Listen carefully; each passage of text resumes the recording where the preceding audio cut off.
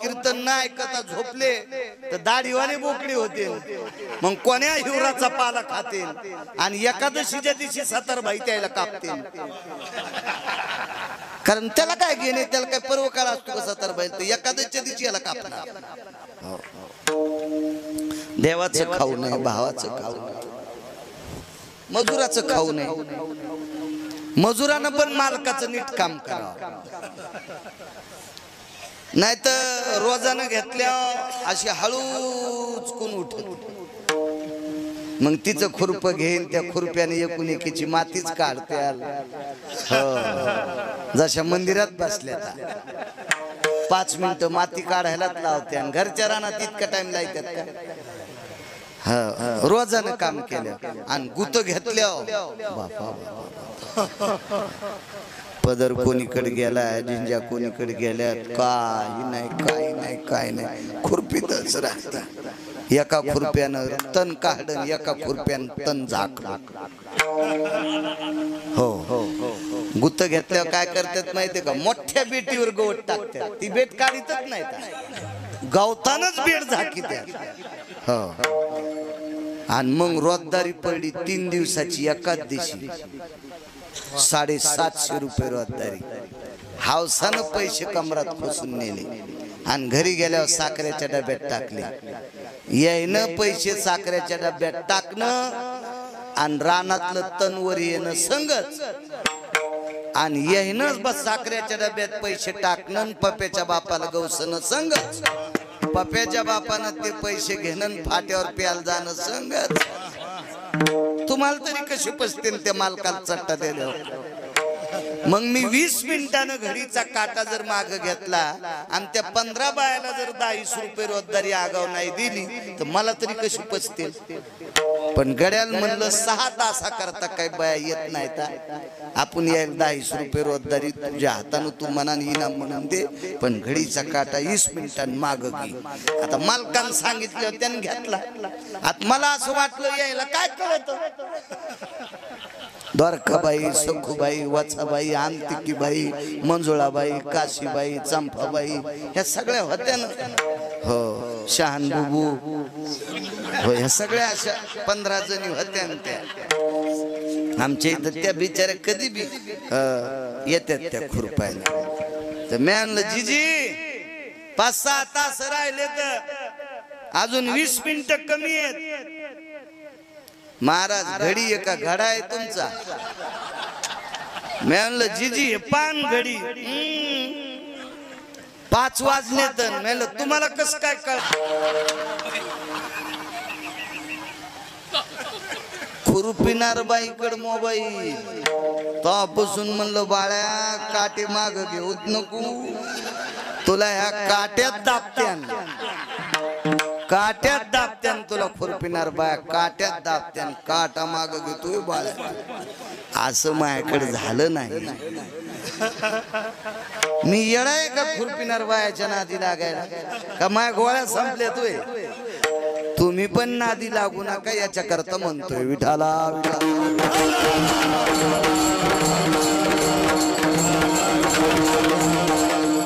इतका काळ पुढे गेलाय पण त्या काळातल्या नवरदेवालाही मोबाईल नाही, नवरीला नाही.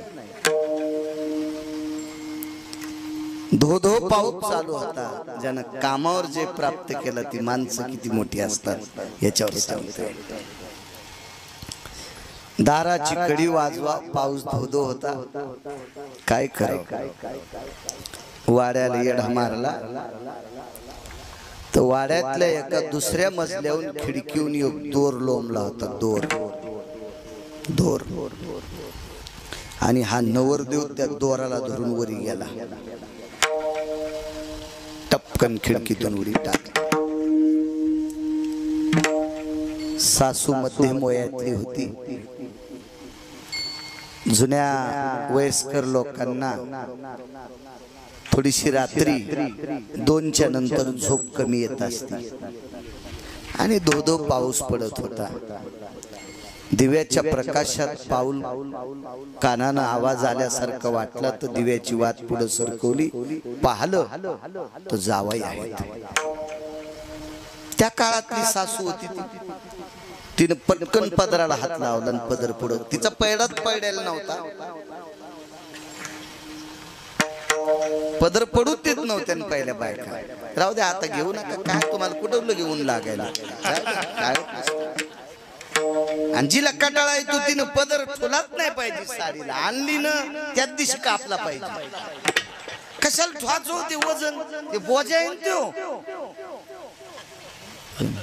डोक्यावर पदर घ्यायचा नाही ना, असं लोंबल्या आणि खांद्यावर लोंबू द्यायचा. कशाला उगं ते आहे का नाही, ते आगाव पण आहे ते करीत जात जाऊ नका. पप्याच बापाला सांग जा पदराचे पैसे मातीत घालूच नको, तू दुकानातच कापून आण जा.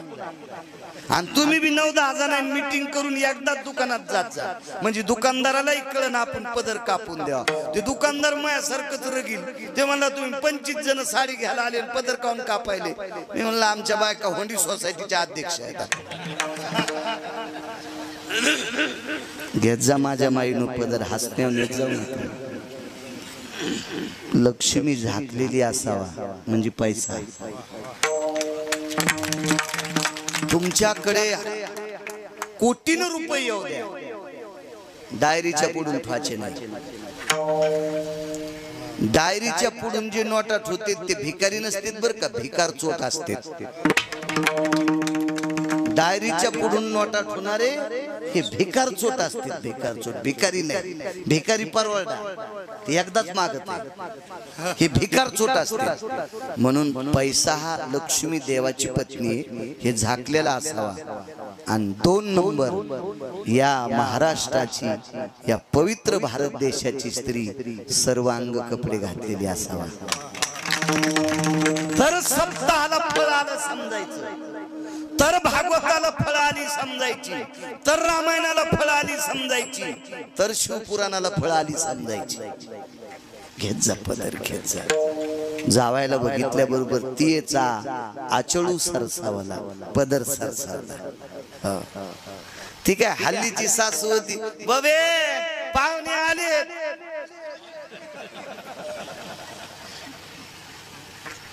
रात्रीचे 2:30 वाजलेले. दिव्याच्या प्रकाशात चेहरा पाहायला जावायचा. भिंतीकडे तोंड केलं आणि तशीच मागच्या घरात गेली. आवाज दिला, रत्नमाला, ए रत्नमाला. मुलीचं नाव होतं रत्नमाला. ए रत्नमाला, काय गाई, तुझे मालक आले. रत्नमाला, तुझे मालक आले. त्या मुलीचं नाव होतं रत्नमाला. त्या मुलीनं सांगितलं, आई अगं मध्यरात्र झाली, रात्रीचे 1:30, 2, 2:30 वाजले. एवढ्या रात्री माझे मालक कसे येतील. आईनं सांगितलं, रत्नमाला, मी माझ्या डोळ्यानं जावयांना बघितलं ग. दिव्याच्या प्रकाशात खडखडाटून ती नवरी उठली.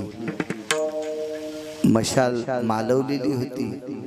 मशाल पुन्हा पेटवली आणि मशालीच्या प्रकाशात खिडकीच्या तोंडाला पाहिलं तर आपले मालक उभे आहेत. पण मालकाच्या अंगाला मांस लागलेले, मांस, सडक कुचक, दुर्गंधी येणार घाणेरड मांस लागलं होतं. ते मड्याचं मांस होतं, मड्याचं. 2-4 दिवसापासून सडलेलं मड पाहिलं प्रकाशात. मालक, अंगाला काय लागले तुमच्या. काही नाही म्हणे, मी पाण्यात उडी टाकल्याबरोबर मला एक लाकूड भेटलं. लाकूड नसेल मालक, अंगाकडे बघता का. पाहिला अंगाकडे तर मांसाचे तुकडे लागलेले होते. मग लक्षात आलं, मी प्रेतावर बसून आलो, मड्यावर बसून आलो. आणि मालक, तुम्ही मोठा दरवाजा लावलेला आहे, कशावर आले तुम्ही. अगं तूच तर मला दोरी सोडली होती. रत्नमाला नावाच्या पत्नीनं सांगितलं, मालक, तुमच्या पावलाचा आवाज आल्यावर माझ्या आईनं तुमच्याकडे बघितलं, म्हणून मला उठवलंय. मी झोपलेली होते. मलाच आश्चर्याचा धक्का बसला. एवढ्या 1:30-2 वाजता तुम्ही रात्री, मध्यरात्री कसे आले. दार तर लावलेले. मशालीच्या प्रकाशात पाहिलं तर खिडकीला साप लटकलेला होता. आणि हा नवरदेव सापाला धरून वरी गेलाय. काम नाही अंगी सांगतोय, काम जिंकलाय. काम काम काम. मशालीच्या प्रकाशात अंगाला चिटकलेलं माणसाचं मांस पाहिलं. मशालीच्या प्रकाशात काळा ठिकर भुजंग पाहिला.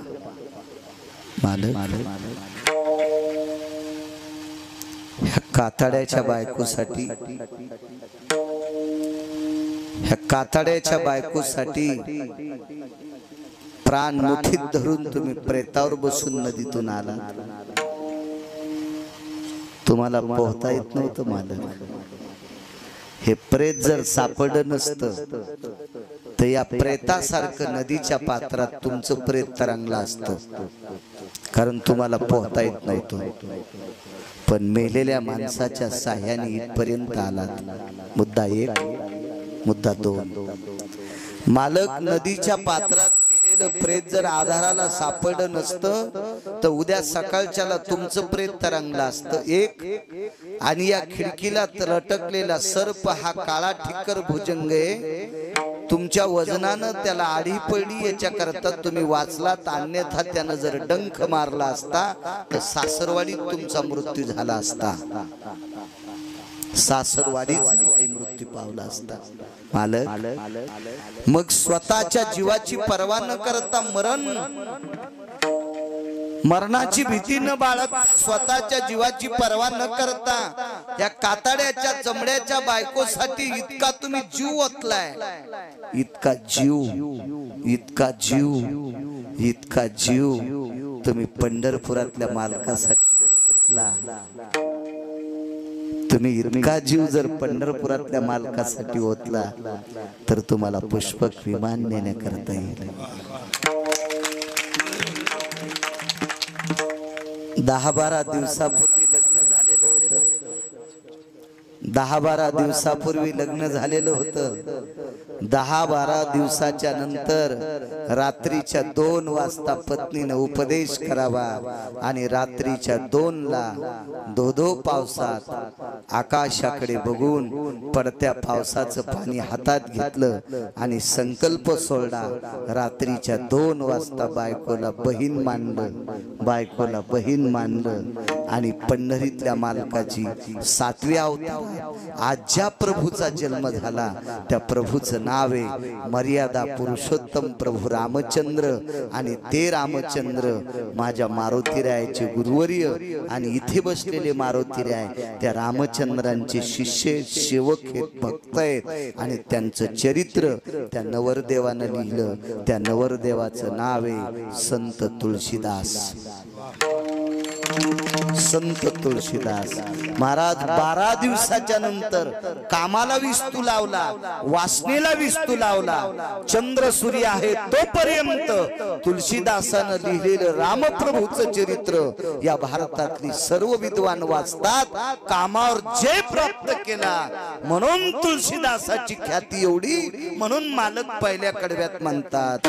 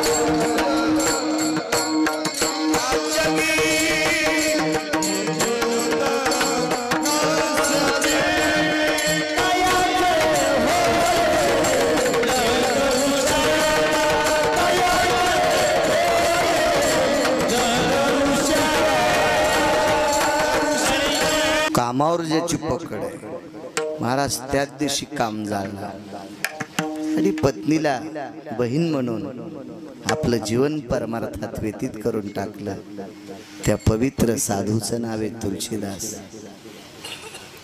आज या संत तुलसीदासांनी लिहिलेलं चरित्र वाचणारे किती अधिकारी आहेत हे सांगण्यासाठी माझ्याकडे माप नाही. पण हे चरित्र ज्यांनी विद्वान वक्त्यांच्या मुखारविंदातून ऐकलं त्यांचे संसार सुखाचे झाले. इतकं कामावर जय प्राप्त करणाऱ्या व्यक्तीच्या वाणीत ताकद आहे तुळशीदासांच्या. तर तुळशीदासात किती ताकद असेल म्हणून तोची नर जन्मला जगी. आणि कामावर ज्यानं जय प्राप्त केला त्याचा क्रोध आटोक्यात असतो. तुकोबरायच्या बाबतीत पाहला झालं तर तुकोबरायला फसवण्यासाठी एक दिव्य देवांगणे सारखी सुंदर स्त्री पाठवली. तर तुकोबरायने तिला म्हणावं, जाई हो तू माते न करी सायास, आम्ही विष्णुदास तैशन हो. तिला माय म्हणून परत केलं. काम जिंकला, काम जिंकला महाराज. मंबाजी बुवानी तुकोबरायला मारलं तर मारणाऱ्या मंबाजी बुवाचे रात्री जाऊन हातपाय दाबले. क्रोधही जिंकला, क्रोधही जिंकला, क्रोधही जिंकला. महाराज या संत लोकांकडे क्रोध नाही, काम नाही. तुकोबरायला रागही नव्हता, काम सुद्धा नव्हता. महाराज जंगलात एक सुंदर स्त्री भेटावी, पदर पडलेला आहे तरी पण तिला माय म्हणून परत करावा. ही पवित्र लोकांची व्याख्या आहे महाराज. ह्या लोकांची वागणूक यांची पोच पावती. या महाराष्ट्राच्या मातीत भारत देशामध्ये पवित्र लोक होऊन गेले की ज्यांनी कामावर जे प्राप्त केलं. छत्रपती शिवाजी महाराजांना 8 पत्न्या, 8 पत्न्या होत्या, 8 पत्न्या होत्या. पण छत्रपती शिवाजी महाराज रयतेचे राजा छत्रपती शिवाजी महाराज त्यांच्या 8 पत्न्याच्या व्यतिरिक्त जगातल्या प्रत्येक स्त्रीला माय म्हणत होते. आमोशाच्या रात्री जिच्या अंगाचा प्रकाश पडत होता अशी कल्याणच्या सुभेदाराची मुसलमानाची सून होती. कल्याणच्या सुभेदाराची मुसलमानाची सून होती. पण तिला पाहिल्याबरोबर छत्रपतींनी आई म्हणावं. काळ्या रात्री चमकत होतं जिच्या रूपाचं ऊन, अशी देखणी होती एका मुस्लिमाची सून. अरे तिला पाहुनी आई म्हणाला, राजा तो शिलवान, आनंदाने नांदत होती हिंदू मुसलमान, आनंदाने नांदत होती हिंदू मुसलमान. काय राजे होते लोक. आपल्या स्वतःच्या 8 पत्नी सोडून विरोधकाच्या सुनाला सुद्धा माय म्हणून, बहीण म्हणून खना नारळानं ओटी भरून छत्रपतींनी परत करावा. यांनी कामावर जे प्राप्त केलं. ज्ञानोबारायच्या बाबतीत पाहायला झालं तर ज्ञानोबारायांच्या पाठीवर मांडे भाजले गेले. त्यावरती पाठीतून अग्नी प्रज्वलित करता येत होता. तर ज्ञानोबारायांनी शेण टाकणाऱ्याकडे जर वक्र दृष्टीने पाहिलं असतं तर तो जाग्यावर जळाला असता. पण नाही, ज्यांनी वाढलेल्या अन्नात शेण टाकले ती अज्ञानी माणसं असतात आणि अज्ञानाला मार्गाला लावण्यासाठी आपला अवतार आहे. म्हणून योगी पावन मनाचा, साही अपराध जनाचा, विश्वरागे झाले वनी, संती सुखे हो. तुम्ही तरोनी विश्वतारा, ताटी उघडा ज्ञानेश्वरा. मुक्ताई साहेबांनी म्हणावा, महाराज शेण टाकणाऱ्यांसाठी सुद्धा ज्ञानेश्वरी करून ठेवली. काय काय ताकद आहे महाराज. क्रोध जिंकलाय लोकांनी, क्रोध जिंकला, क्रोध जिंकला. माझ्या संत शिरोमणी नामदेवरायाचं झोपडं पेटून दिलं. माझ्या संत शिरोमणी नामदेवरायाचं झोपडं पेटून दिलं. साधं झोपडं होतं. केळीवरी नारळी, घरचंद्रमोळी, जाणत शाळी नामयाची. काय नामदेवरायाची परिस्थिती साधी होती. पण त्या नामदेवरायाच्या घरात 14 लोक भजन म्हणत होते. नामदेवाचे घरी 14 जणे स्मरती हरी. आणि ते साधं कुटुंब. पण नामदेवरायाच्या हातानं देव जेवतो एका हरामखोराला सहन झालं नाही, एका पाप्याला सहन झालं नाही, एका नालायकाला सहन झालं नाही. आणि 14 लोक ज्या वेळेला झोपड्यात झोपलेली आहेत त्यावेळेला घरातल्या लोकांनी एका मूर्खानं ते झोपडं पेटून द्यावं. काय महाराज, काय किती पापी लोक असतील, किती पापी. 2 उल्लेख आहेत. एक असा प्रभेद आहे की हे झोपडं कोणी पेटवलंय याचा पत्ताच नाही. आणि एक पुरावा असा आहे झोपडं पेटवणारे पाहत होते, चावडीवर सभा भरली, झोपडं कोणी पेटिले त्याला फासावर चढवायचं. नामदेवरायने जिभेला चावलं आणि नामदेवराय स्वतःच्या जिभेला म्हणतात, बाई तू जर खरं बोलली तर एका व्यक्तीला फाशी देतील. आपलं झोपडं जळू दे ग, आपलं झोपडं जळू दे, पण झोपडं पेटिणारा तू सांगू नकोस. महाराज किती क्रोध जिंकायची ताकद असलेल्या लोकायला, म्हणून यांनी क्रोध जिंकला. म्हणून येणाराच्या यादीत विठोबार घुमाई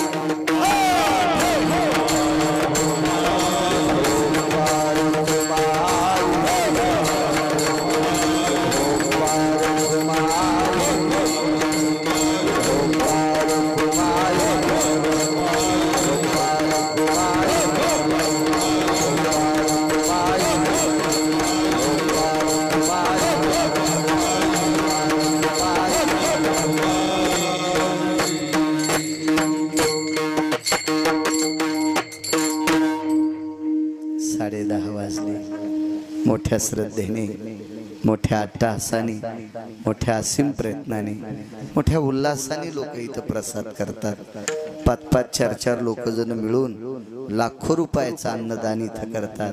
ही मारुतीरायाची शक्ती आहे. इथे प्रत्यक्ष अन्नपूर्णेचं अधिष्ठान आहे. भगवान नाथांनी ज्या मारुतीरायाची प्राणप्रतिष्ठा केली असे जाज्वल्य मारुतीराय, आणि त्या मारुतीरायाच्या दरबारात गिरगावच्या बाळूला कीर्तन करण्याचा योग येतोय. माझं महत्भाग्य. उपस्थित डाके दादा आदी करून सर्वांना, वारकऱ्यांना, अंगद महाराज आदी करून सर्वांना प्रणाम करतो. मृदंगाचार्यांना, उपस्थित सर्व श्रोत्यांना प्रणाम करतो. माझ्या माऊल्यांनो राग येऊ देऊ नका.